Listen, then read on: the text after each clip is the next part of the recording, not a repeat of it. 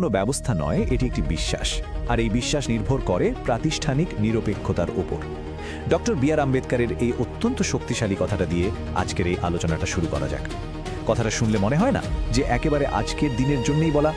বিশেষ করে পশ্চিমবঙ্গের নির্বাচনকে ঘিরে যে তীব্র আইনি আর রাজনৈতিক টানাপোড়েন আমরা দেখছি, সেটার প্রেক্ষাপট বুঝতে এই কথাটা একদম নিখুঁত। আজকের এই বিশেষ বিশ্লেষণে সবাইকে স্বাগত। পশ্চিমবঙ্গের এই হাড্ডাহাড্ডি নির্বাচনকে কেন্দ্র করে যে বিশাল একটা ঘটনা প্রবাহ তৈরি হয়েছে, আজ আমরা সেটারই একেবারে গভীরে যাওয়ার চেষ্টা করব। দেশের সর্বোচ্চ আদালত থেকে শুরু করে একেবারে আন্তর্জাতিক সীমানা পর্যন্ত কি হচ্ছে, কেন হচ্ছে, সবটা খতিয়ে দেখা হবে। আর হ্যাঁ, কোনো পক্ষের দিকে না ঝুঁকে একেবারে নিরপেক্ষভাবে সব দাবিগুলোই আমরা যাচাই করব। এই গোটা বিষয়টার বিশালত্ব বুঝতে আলোচনাটাকে আমরা 4টি ভাগে ভাগ করে নিচ্ছি: সুপ্রিম কোর্ট ও নির্বাচন কমিশন, বুথ সহিংসতা ও রিপোলিং, এক্সিট পোল ও মিষ্টির রাজনীতি, এবং সবশেষে নির্বাচনের ফলাফল নিয়ে বাংলাদেশের আশঙ্কা।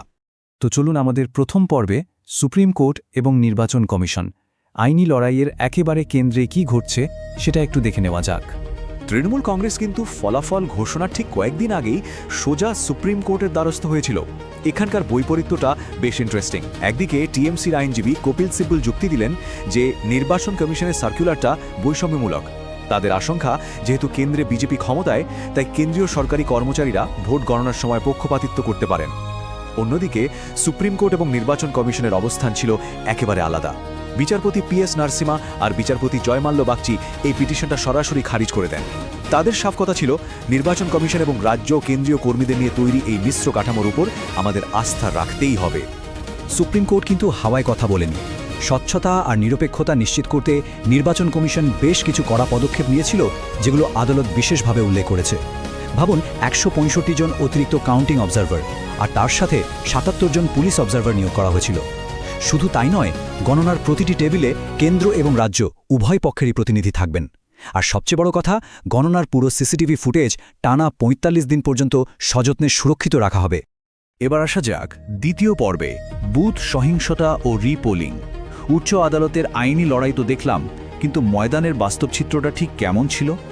বিপুল পরিমাণ নিরাপত্তা বাহিনী থাকা সত্ত্বেও 29শে মে ডায়মন্ড হারবার এবং মগরাহাট পশ্চিমের মোট 15টি বুথে নতুন করে ভোট গ্রহণের প্রয়োজন পড়ে। কেন? কারণ প্রথম দিন ভোট গ্রহণের সময় এই নির্দিষ্ট এলাকাগুলো থেকেই ইভিএম সংক্রান্ত অন্তত 77টি আলাদা অভিযোগ জমা পড়েছিল। এই ডেটাটা দেখলে বেশ বোঝা যায় যে গোটা রাজ্যে নয়, বরং সমস্যাগুলো নির্দিষ্ট কিছু এলাকায় একেবারে কেন্দ্রীভূত ছিল। মূল ভোট গ্রহণের দিন ঠিক কী হয়েছিল? বিজেপি সরাসরি টিএমসির বিরুদ্ধে ভোট লুঠের একটা মারাত্মক অভিযোগ আনে। তাদের দাবি ছিল ইভিএমে অর্থাৎ ইলেকট্রনিক ভোটিং মেশিনে রীতিমতো কারচুপি করা হয়েছে। কিভাবে? বিরোধী প্রার্থীর বোতামের ওপর টেপ বা কালি লাগিয়ে সেগুলো ব্লক করে দেওয়া হয়েছিল, যাতে ভোট পড়ার রাস্তা একটাই থাকে, মানে শুধু একটা নির্দিষ্ট দলের দিকেই যেন ভোট যায়। ভেবেছিলাম রিপোলিংয়ের দিন হয়তো শান্তি থাকবে, কিন্তু না, সেদিনও পরিস্থিতি রীতিমতো উত্তপ্ত ছিল। দুই পক্ষই একে অপরের বিরুদ্ধে ভোটারদের ভয় দেখানো আর কেন্দ্রীয় বাহিনীর সাথে ঝামেলার অভিযোগ তোলে। ফলতা আর মগরাহাটে দলীয় কর্মীদের মারধর আর তার জেরে পুলিশের লাঠিচার্জের ঘটনাগুলোই বলে দেয় ময়দানের পরিস্থিতি আসলে কতটা অস্থিরশীল আর ভয়ের ছিল। যাই হোক, এবার তৃতীয় পর্ব, এক্সিট পোল ও রাজনৈতিক মিষ্টি। এত উত্তেজনা, এত সংঘাতের মধ্যেও ভোটের ফলের যে একটা অধীর অপেক্ষা থাকে, সেটা তো আর থেমে নেই। এই 4টার দিকে একটু নজর দেওয়া যাক। 7টি প্রধান এক্সিট পোলের মধ্যে 5টাই বলছে ক্ষমতায় একটা বড় পালাবদল আসতে পারে, মানে বিজেপি সরকার গড়তে পারে, আর বাকি দুটো বলছে লড়াই একেবারে হাড্ডাহাড্ডি হবে বা টিএমসি সামান্য এগিয়ে থাকতে পারে। বুঝতেই পারছেন এই সম্পূর্ণ উল্টোপাল্টা পূর্বাভাস রাজ্য জুড়ে কী লেভেলের জল্পনা তৈরি করেছে।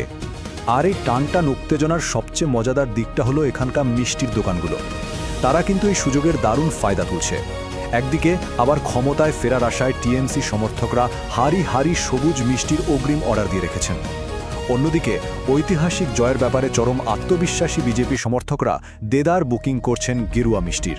সংস্কৃতির সাথে রাজনীতি যে কিভাবে একেবারে ওতপ্রোতভাবে জড়িয়ে আছে, এর চেয়ে ভালো উদাহরণ আর কি হতে পারে।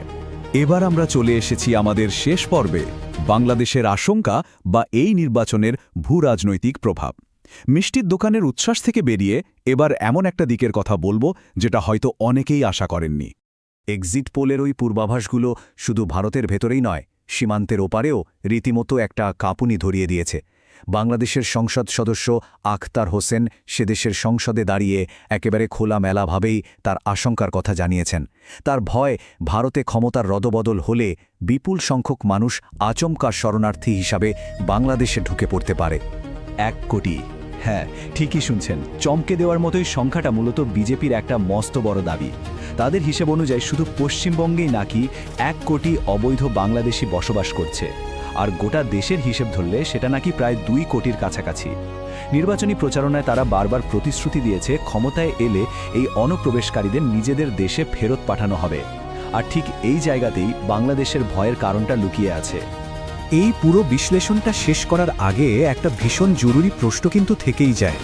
একটি মাত্র রাজ্যের এই নির্বাচনের ফলাফল কিভাবে শুধু ওই মিষ্টির দোকান বা আদালতের সীমানা ছাড়িয়ে গোটা আঞ্চলিক রাজনীতিকে একটা নতুন রূপ দেবে? এটা কি আন্তর্জাতিক সীমানার স্থিতিশীলতার জন্য একটা বড়সড় চ্যালেঞ্জ হয়ে দাঁড়াতে চলেছে? এই একটা ভোটের চূড়ান্ত ফল দক্ষিণ এশিয়ার ভূ রাজনীতিতে ঠিক কতটা বড় সুনামি আনতে পারে, সেটাই এখন দেখার বিষয়।